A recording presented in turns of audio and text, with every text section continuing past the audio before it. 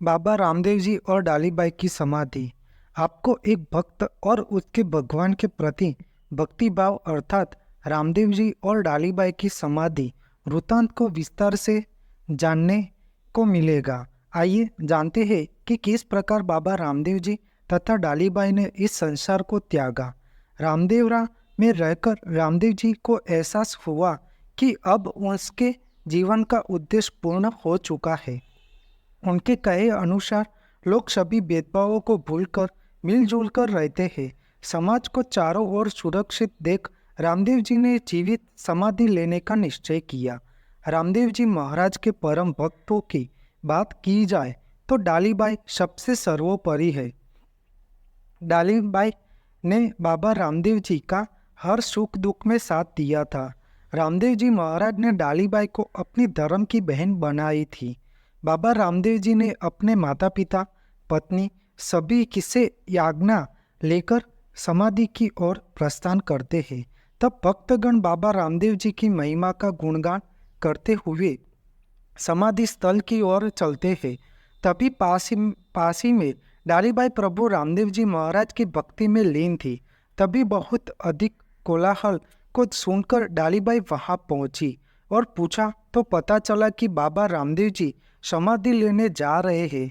रामदेव जी के समाधि के बावड़ को सुनकर डालीबाई को बहुत दुख हुआ। डालीबाई रामदेव जी के समाधि के कारण नहीं बल्कि रामदेव जी ने समाधि लेने से पहले एक बार भी नहीं बताया, इस बात पर दुखी थी। डालीबाई वहां दौड़ती हुई रामदेव जी के पास पहुंची और प्रभु के स्वयं की समाधि लेने की बात की। तब रामदेव जी ने डालीबाई को अनदेखा कर दिया। यहाँ बाबा रामदेव जी की समाधि खोदने का कार्य पूरा हो चुका था। बाबा रामदेव जी सभी से विदाई लेकर जैसे ही अपना पग समाधि की ओर बढ़ाते हैं तो डालीबाई यह कहकर रोक देती है कि यह समाधि उसकी है। डालीबाई की यह बात सुन लोगों को कोलाहल मच गया। तब रामदेव जी ने कोलाहल को शांत कर कहा, यह समाधि डालीबाई तुम्हारी कैसे हुई? तब बाबा रामदेव जी की बात सुनकर डालीबाई कहती है कि मैं आपको इसका प्रमाण दे सकती हूँ। इस समाधि को थोड़ा और खोदने पर आपको कंसी, दोरा और कंगन मिलेगा, तो ये समाधि मेरी अन्यथा आपकी। तब रामदेव जी की आज्ञा से समाधि को थोड़ा और खोदने पर वहाँ कंगासी, दोरा और कंगन मिलता है। तब डालीबाई की भक्ति की शक्ति को देख सभी जन समुदाय डालीबाई को नमन करते हैं। डालीबाई की ऐसी प्रभु भक्ति देख बाबा रामदेव जी कहते हैं कि डालीबाई तुम धन्य हो, अब यह समाधि तुम्हारी हुई। डालीबाई की समाधि स्थल प्रदान कर रामदेव जी डाली से पूछते हैं कि तेरी तो समाधि तो निश्चित हो गई, परंतु मेरी समाधि कहाँ होगी? यह सुनकर डालीबाई मुस्कुराकर कहती है, कोई भक्त अपने भगवान से दूर कैसे रह सकता है? तो आपकी समाधि भी मेरे नज़दीक होगी, परंतु आपसे यह विनती है कि आप मेरी समाधि पश्चात आप समाधि लेंगे। बाबा रामदेव जी डालीबाई की विनती को स्वीकार कर लिया और रामदेव जी ने डालीबाई को समाधि की आज्ञा दे दी। डालीबाई ने बाबा रामदेव जी से एक दिन पूर्व 1442 भाद्रपद शुक्ल पक्ष की दशमी को समाधि ली थी। डालीबाई की भक्ति को देखकर रामदेव जी कहते हैं कि मेरे दर्शन करने के बाद डालीबाई का दर्शन नहीं करते हो तो मेरा दर्शन करने का कोई अर्थ नहीं। रामदेव जी दूसरे दिन समाधि स्थल पर लौट आते हैं, जहाँ रामदेव जी अपने माता पिता तथा पत्नी से मोह को त्याग कर खुशी से विदा करने का आग्रह करते हैं।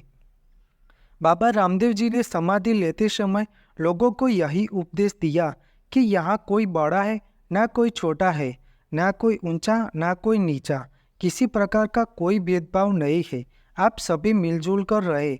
बाबा रामदेव जी अपने भक्तों का यह वरदान देते हुए कहा कि मैं यहाँ स्वयं विराजमान हूँ। कोई दिन या दुखी भक्त मेरी समाधि पर माथा टेकने आएगा, उसकी सभी मनोकामनाएं पूर्ण होगी। यह कहकर रामदेव जी समाधि में प्रवेश कर अपने आप को भूमि में विलीन कर देते हैं।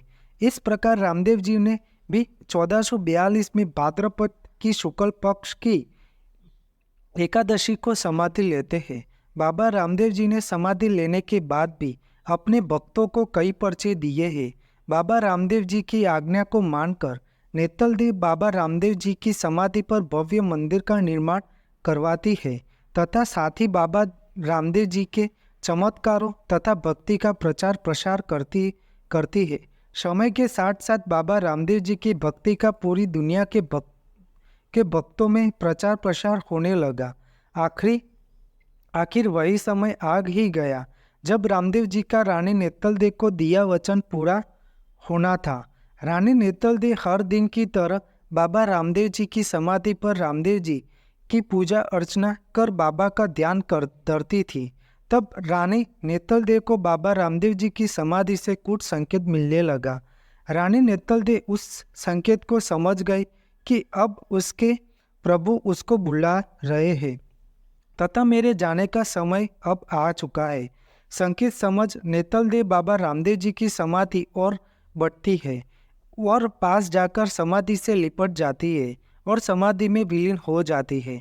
बाबा रामदेव जी के चमत्कारों के कारण ही आज प्रतिवर्ष लाखों की संख्या में दूर दूर से लोग अपनी मन्नत को लेकर बाबा के यहाँ माथा टेकने को और दर्शन करने और मन्नत पूरी करने आते हैं। आपको मेरी यह माहिती अच्छी लगी हो तो मेरी चैनल को लाइक, शेयर, कमेंट, सब्सक्राइब करें और बेल आइकन को दबाना ना भूलें। जय स्वामीनारायण।